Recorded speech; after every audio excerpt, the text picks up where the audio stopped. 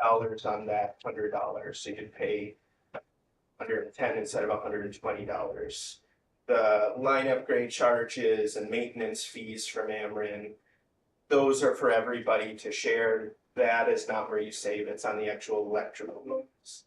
You do have to be an Ameren user. They are part of the program. If you're part of the co-op nearby, or somebody else, that you are not able to be a subscriber. So there will be a portion of the community that will not be able to subscribe. So it is specific to the Ameren users. Currently, it's proposed at 12.2 acres of fenced-in area. So that's the area of panels, the 8-foot fence around it for security reasons. They're single axis trackers, so they track with the sun. So if you sit there and stare at them long enough, they'll rotate, but only if you like to watch paint dry. It's about $2 million for your community in savings. So if anybody wants to get out a calculator, here's how you calculate it. It's about $174 per household. And oddly enough, it's about 174 households per megawatt. You multiply that by the 2 or 2.5 megawatts AC, by 35 years, you get between $2 to $2.6 million, depending on if it comes in at 2 or 2.5 megawatts. So it's about $1 million per megawatt that the community saves over that 35 years. So it does add up. Again, every household's going to save about $174 annually. So you're not buying a new car, not doing major things with it, but right now, plenty of people could use $174 in their pocket at the end of the year. The particular location on this one is spectacular. There should be absolutely no visibility from the road, from a neighbor's household, really any public area that anybody would be able to see it. Existing vegetation is going to eliminate that view, so that's really nice. That's not obsolete.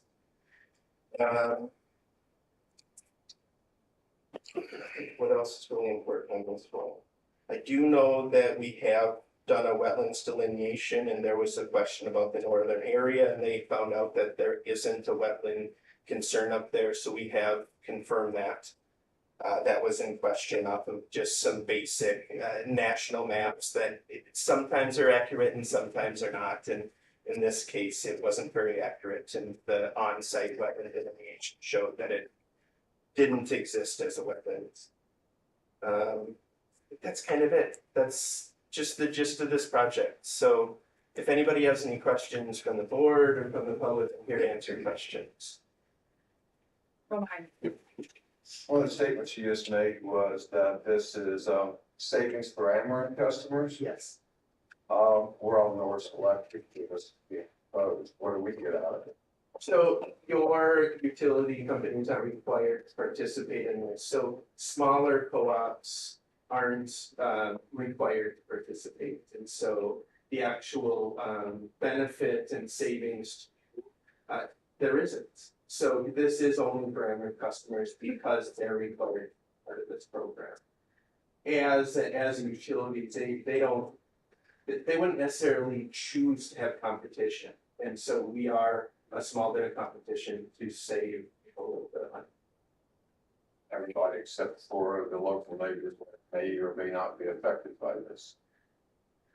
Sure, right. So in effect, I mean, so there's a short construction period where you might notice some increased traffic, but beyond that, there shouldn't be an effect on US workers. Okay, one of the cons I also read a couple places is, how about the noise emissions or any radiation coming off the said project? Absolutely. So if you look up like the inverse noise law, which is basically tells you how far without any buffers does sound travel. These generally don't emit sound that is at more than a whisper beyond a few hundred feet from the fence. So with the trees and more than a few hundred feet, there shouldn't be any noise. Okay. And then as far as, what was the other one? any radiation, the negatives on this project? I know you got your list of pros. What are the negative aspects? Yeah, so, I'm not sure what you mean by radiation, I'm Jim Sager, okay?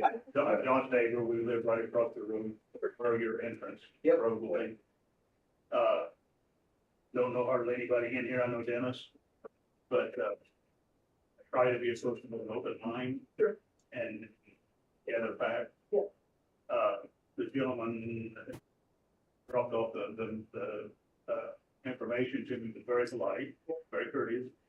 That was on Monday, of course, this is Thursday, so I ain't had a whole lot of time to get my information, so I'm gonna keep busy. Yeah. So far, just, and this is not personal against anybody, but so far, the cons that I can find on the internet, or you can get on the internet and look up anything you want, get it back up however you believe, I understand that. But the cons outweigh, let's say that, the cons outweigh the benefit. sure, And that concerns me. Another big concern I've got is, I didn't do that for all radiation when I started this week. But do you know, or has it been tested around these solar fields? Does that radiation come up and out, does it go up vertically and then come back down somewhere? Does it, where's the radiation go? yeah, again, radiation is a word that I'm not used to hearing when it comes to solar, so, concerns like pollution from them, stray voltage is the trigger, that we talk about, but radiation specifically, I'm not sure.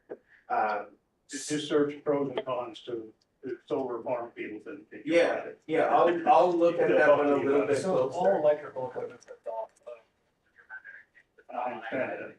I was an electrician for years, I understand it. ionizing radiation, which we concerned with, that'd be like, if you start on top of your reactor. Non-ionizing radiation, like radio waves, like, cell phone towers and mobile devices and stuff, smartphones. Again, and maybe this will change our minds 100 years from now, but so far, right now. I looked at probably a half a dozen websites and every one of them. I'm not an expert, you guys are the experts, I'm not. Yeah, I'll look But I am into concerned it more. I think it's an interesting question and I don't know that much about it. That, in doing this for the last 3.5 years, that question honestly hasn't come up again. Stray voltages come up and does it has harmful effects to, a cow on the outside of the fence? And there are varying, comments on that, but we have found that milk produced from cows that are in aerobic, so sharing the same space actually increases because of the shading from it. Maybe there is the small harmful effect from stray voltage, but it's outweighed by the shade and the other benefits of it. So pollution from these panels, there are the flexible type that you may get on like a power pack that has a little solar panel and whatnot. Those can contain cadmium.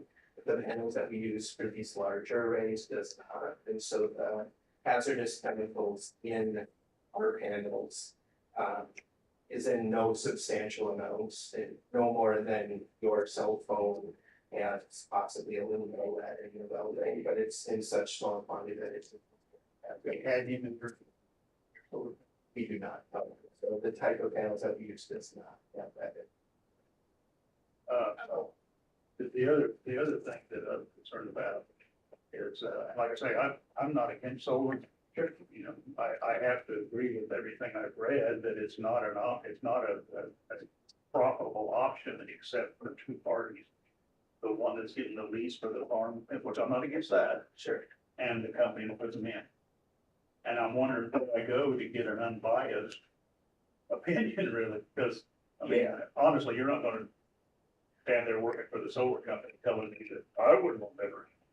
Well, But, you well, don't have so- to comment on that, right, but I actually can. So, I live a mile away from 3 arrays, and again, it's a mile. They're all 1 megawatt, so there's 3 megawatts in total. I subscribe to them. I'm part of Excel up in, I live in Minnesota. And so I subscribe to them, I save 10%. And so I do get a benefit from it.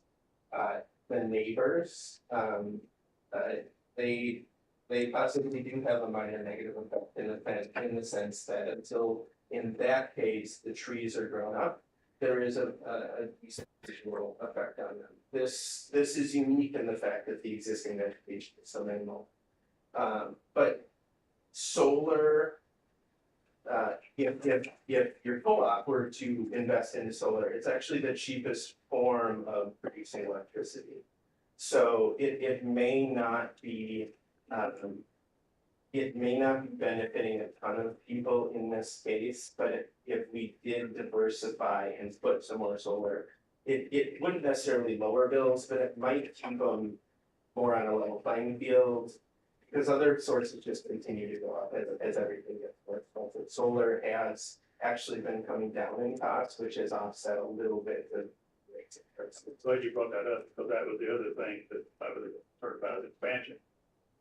You know, I know you gotta be projecting out what your company's gonna do. Is there future plans for expansion if they work out? Not at this one, no. So community solar is unique in the sense that in Illinois, we're allowed to go up to a 5 megawatt project. But the reason why we would cap this at, let's say, 2.5 or 2 is generally because the substation that we're tying into has a capacity limit. And our projects are small enough where, you know, if it costs $10 to $20 million to upgrade the substation and the lines to it, our projects don't make that much. So we couldn't expand further unless we were able to get 25 megawatts of 5 separate 5 megawatt projects.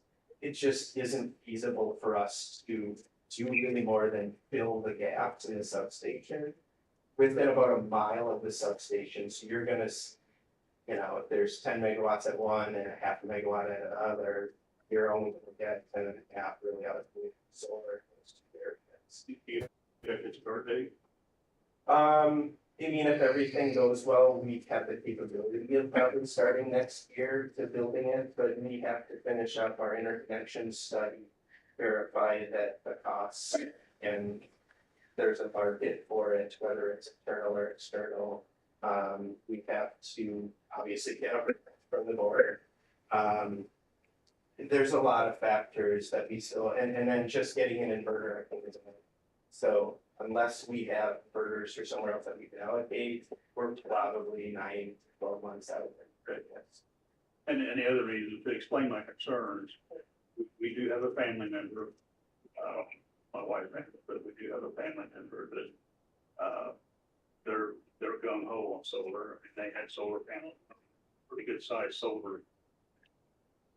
I don't know if you call it a farm, but pretty good sized panels out there, they're in it. They never had any trouble where they put the solar panels in. I don't know if there's solar panels or not, but now they don't fight cancer. He's got 2 cases of permanently ill leukemia.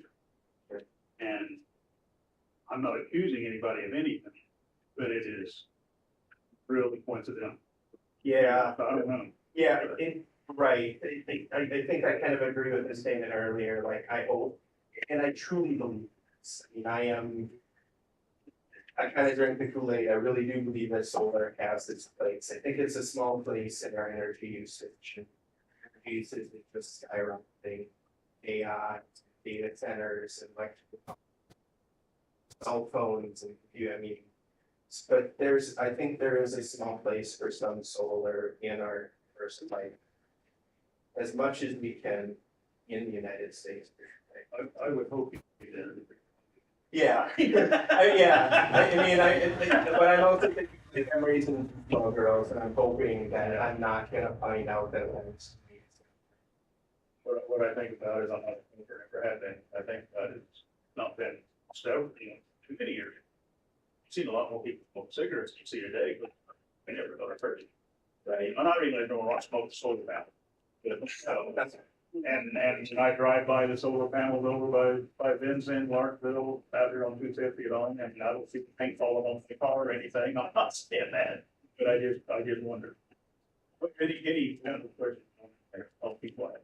But has there been any study done on, not in this area, areas that you guys have these things, as far as the effect on the, and this sounds silly, but the insects, the small mammals, the food chain, it starts somewhere, and it pretty well starts down at the insects below. Yeah, The so, effect that has. yeah, absolutely. So we actually, our company that I started with, Impact Power Solutions, started over 30 years ago in Minnesota. Impact Power Solutions and the Minnesota legislature started a solar power.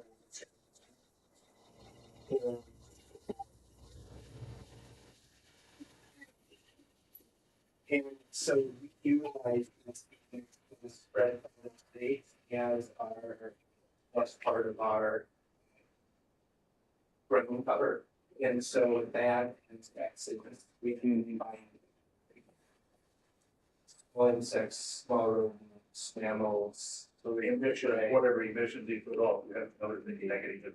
I haven't, no. And actually, I was hoping to, the New Mexico, they haven't quite released, they keep holding it back. But we are actually gonna work with some ecologists down there, we did just some. Trying to figure out what vegetation works around. We're really active in trying to figure out interesting ways of doing agriculture, and figuring out, you know, again, good ground covers and working with stuff. So I really do work with a company that's actually interested in figuring out good ways. But your point, I hope that this is good long term, but we don't. Really, everything that I read points me in the belief that it is, but future will tell. Couple other questions real quick. If something happens to the current, foliage around there, are they going to maintain, replace the visual and noise impacts and whatever are reduced? Yeah, so, like, if the trees were to die between where we're proposing and the road,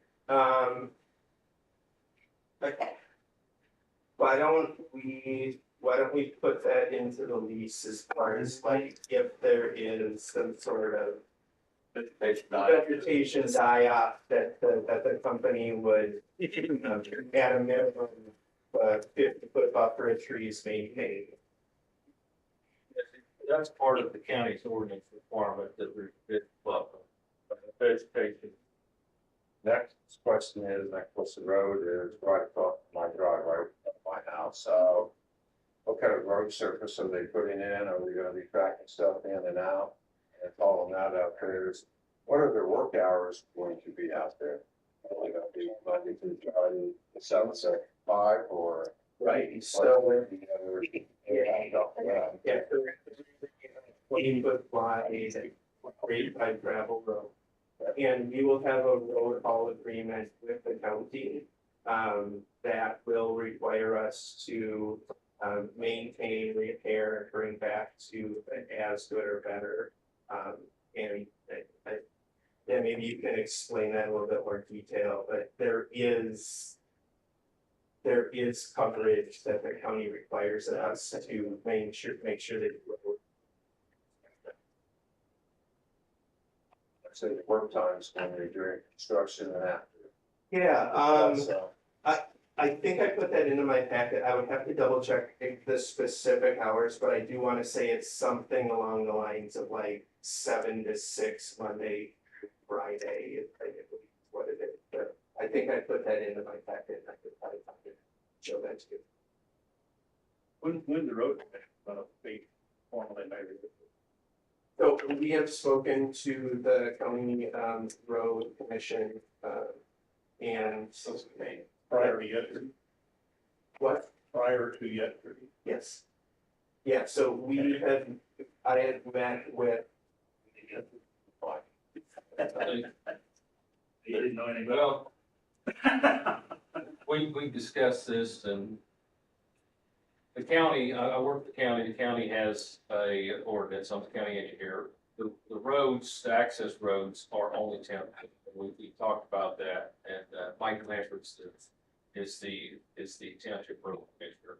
And yes, Mike will have to have input on, the county ordinance requires a road use agreement with highway authority, as well as the entrance, you're putting the entrance in off of, Van Road, that has to go through Mike. So I've talked to Mike, I don't know if Jesse has talked to Mike directly, but I have talked to Mike to let him know that this has been in the works.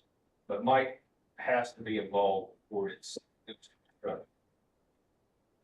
He actually stopped by the house, I had over problem under it in the drive, he prepared very promptly in my head, but he come by just to let me know he was checking it, everything looked green down. And I just asked him in case he knew anything, I said, what were you talking about, the solar farm going across the road here? But he, I said, I'd be mad, I said, I think I know. He said, there's nobody talking to me about it, that might have been day 4 yet, I might say day 4. But it was this week, and, I don't know, I mean, sometimes I get myself in the middle of these things, that all I'm doing is repeating what I told guys, Yeah, you know, so, he was a little upset, but okay. yeah, so this, before we're allowed to start construction, we will have a full-fledged, like, agreed upon, calling routes, agreement with that, so that they will have a lot of input prior to us starting. And I would like to say that generally when I'm coming before a board, this is generally considered a preliminary plan in a land use, going over the ordinance, making sure we're meeting it, yeah. And then generally in North Carolina, there's also a good permit that says access, road permit, electrical permit, a lot of others. And so Might be too early to get involved. that's kind of my point, is that if we don't even have a land use permit, Makes sense. if they, this is where I'm gonna get my conditions, my criteria, and what we're allowed to do. And then I'm gonna take that as a. That makes sense. Okay. One other question on that, will that disturb any of the place used to formerly be the old landfill pits? Well, it will not. It's only. And one thing I will mention is that I've been to this site, I was there today with Amrit, and then I was there with the previously. That, and I don't have my bearings on which direction, but that at the bottom of the hill, there's that narrow bridge. So I'm going to make sure that our truck roll come from the opposite side. Because bringing the semis or trucks, there's 30 semis that'll come from their route doesn't wait to center it. Don't know, but I don't think we should be pushing large for that. So our truck haul is coming from the other way. I think that should be accepted. My biggest concern in asking work hours is vehicles currently coming in and out of the old farm road, especially after dark. All those headlights come directly in my, but Sure. it shouldn't be coming in that way. When they're farming, but when they're coming in and out now, that's where you're supposed to go. If we're dirt, is, you know, farming. That's why it's after that, and you're getting to the 12 for the return. Your neighbor tries to check the headlights, I've been close, so I said, oh, you're actually getting water. Yeah, there's something about it. Big time. Absolutely. You know, one of the questions, you know, if we were to, and this is something that's thinking outside the box, but, would you be interested in this? Paying for a couple of trees to put that broadly? Yeah, I'd be happy to talk to my team about bringing stuff, 10, 12-foot high trees. They're a little expensive, but they fit for it. And that might be beneficial, and then you could be there. I'd be happy to do that. Thanks for that. Yeah, that's fun. Any other questions, guys? Anybody else? Travis, can I just make a few quick comments? The reason why we're doing this is the county has a ordinance that regulates solar farm. It's fairly new. We developed it in 2022. Right after we developed it, the state of Illinois changed the laws and put restrictions on how much say-so the county actually has. So we revised that back in August 10th of 2023. This is only the second special use permit that's come to us so far. So we're kind of new to looking at this, but it went to the Road and Bridge Committee and myself, the county engineer, to look at this information. I've been emailing back and forth with Mr. Diamond many months, talked on the phone several times. And there's several things that have to be worked out before construction would actually happen. One is the road use agreement with the township. But I just wanted to explain how we got here. Like I say, there is a state statute that covers solar farms. We're not, that they put some restrictions on how much say-so that the county has. And the county does have this ordinance that tries to address these issues. Like the ordinance does call for a vegetative screen between the solar farm and the public areas. So that's in there. So if something happened to the native vegetation out there, there would need to be, it need to be restored. That's the ordinance requirement. But that's how we got here tonight. This is part of the ordinance requirement that we have to have a public hearing. It's also part of the development process that the developer, before they can develop there, they have to have a special use permit for that facility, that piece of ground. Thank you. All right, you guys have any questions, Marty? Thank you. I was just wondering what the regulations were, how far you had to be away from a residence.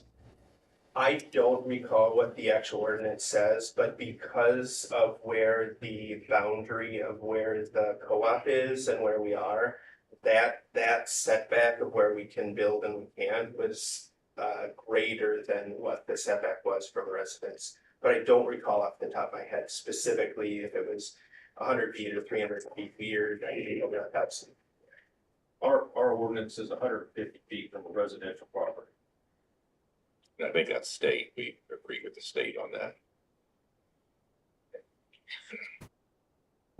On subscriber, you mentioned this was going to be a subscriber only project. How many subscribers do you have for the, are you going to be soliciting subscribers prior to starting the project? Make sure that you have plenty of subscribers, or how will you proceed there? Yeah, generally, there's a few third parties out there that we work with that reaches out to the local area, and they generally are finding subscribers. So from the time period of getting your land use permit, which is today, to finishing up development, ordering your parts, actually constructing it, and then getting all your punch list items done and actually turning it on to operational, we're probably looking at a minimum 12 months, more likely to be 18 months. And in that time frame, more towards the end, that third party would be engaged to find subscribers.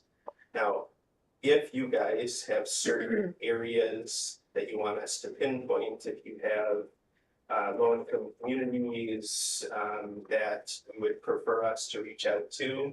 I have worked with jurisdictions to get mailing lists, phone numbers, names, anything that that would make sense to provide for us to reach out to them.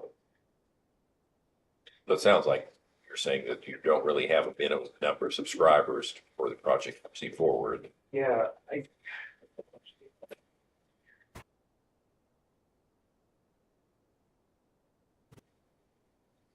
here it is. 2.5 megawatts is approximately 435 volts. Okay. And do they have to be within a certain distance of the project, or is it just any Ameren? Yeah, so Ameren customer within the county or Illinois also allows an adjacent county. So it would be out of your adjacent county. So, but we always encourage them to stay within the county and even just the community. But again, I mean, the neighbors across the street are co-op, correct? Yeah, so that is unfortunate. And we actually, like, if you look at the design, There's a portion just east of it that we can't build it because Ameren doesn't, that's not their territory. Any other questions? All right, Thank you. I think we're good. Thank you. Oh, you got one?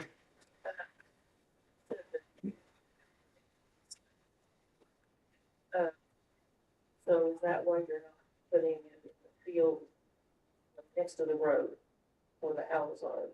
Well, I think because of the capacity that's available at the substation, having it back in that field makes a lot of sense, because then we don't have to bring in a non-grown, vegetative screening. Would it be cheaper to put it right next to the road? Yes, but this, Like, of course, right, yeah, absolutely. Hypothetically, it might make sense from a financial standpoint, but then I bet you there's a lot more pushback from a design aspect.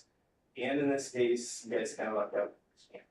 So whether it was intentional or not, where it's going is pretty good spot. But I'm also very honest in that I didn't design it at the beginning, so they may have put it there originally and then found out it couldn't go there. If that makes sense. From a building standpoint, trying to build the spots. Where it's going, where it ended, and it's good stuff. All right, so, any other questions? I think. Thank you, everybody. All right, thanks, Jesse. All right, we will adjourn public meeting. Let everybody shuffle around.